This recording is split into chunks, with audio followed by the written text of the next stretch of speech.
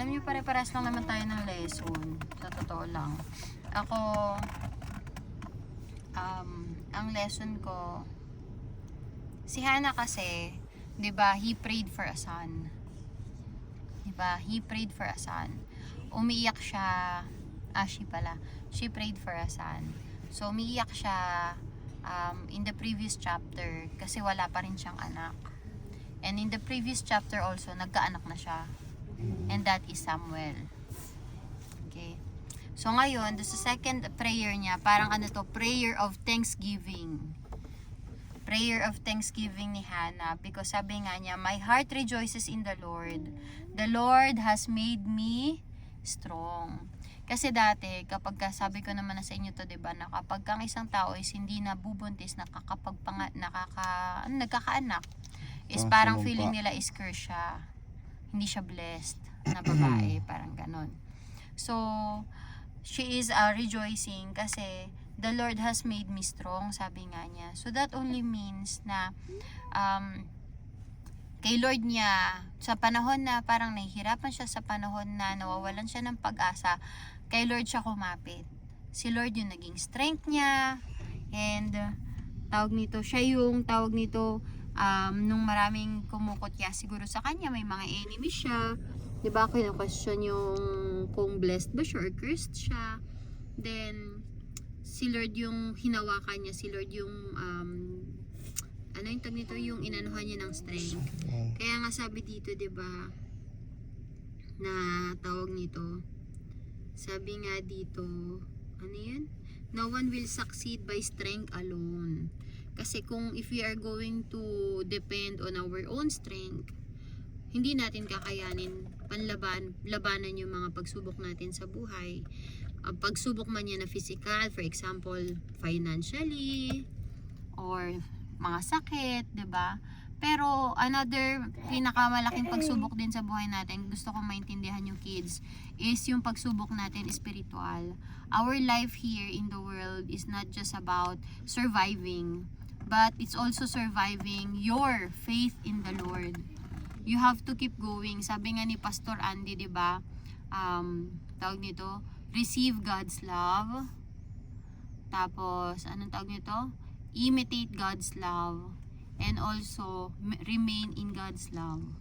So mahirap mag-remain na sa mundo na ang pinangahawakan mo is yung strength mo lang.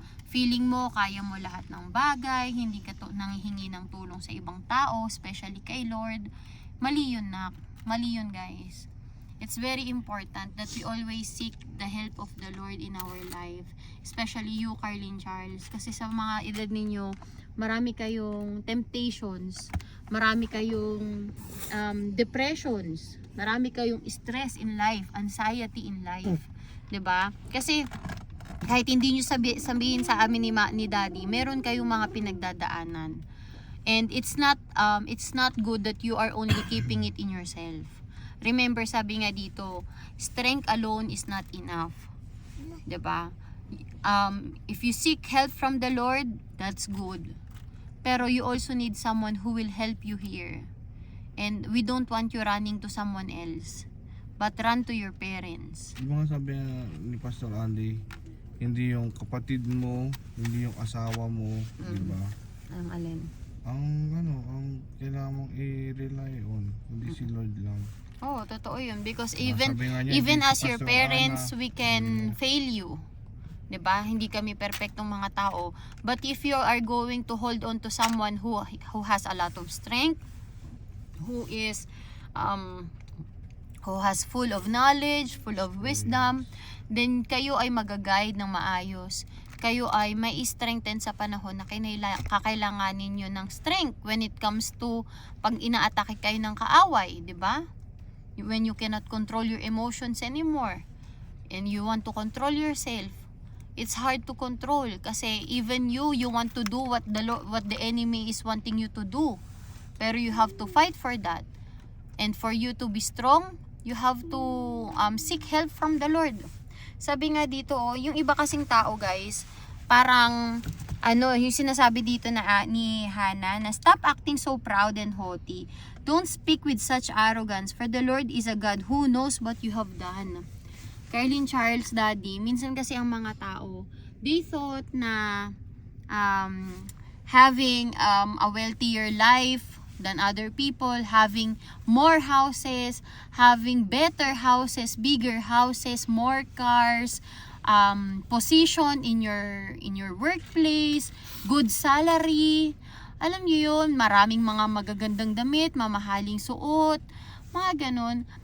People nowadays, if they have like good skin, mga ganun, people nowadays, they thought na yun yung parang pogi points kay Lord. Pero hindi. What you call this? Ang na-realize ni Hannah is finding your strength in the Lord is what matters most. And also, sinabi rin dito na even if you have all these things, what matters to the Lord is your heart. What matters to the Lord is what you are doing, your actions. Tatandaan nyo, enemy will always be there to attack us. Carlin Charles, Daddy. The enemy is always there to attack us. But, what matters most to the Lord is how did you reacted. What are your actions when the enemy attacked you? Because, if you relied on your own strength, then you failed. But if you will rely on the strength of the Lord, you will be victorious. He will help you strengthen yourself because ang kaaway mo palagi niyan sarili mo. 'Di ba? Kasi gusto mong gawin yung pinapagawa sa'yo ng enemy eh. But you have to fight for it. That's why your strength is not enough because you are not fighting to just the physical world but also the spiritual world. 'Di ba?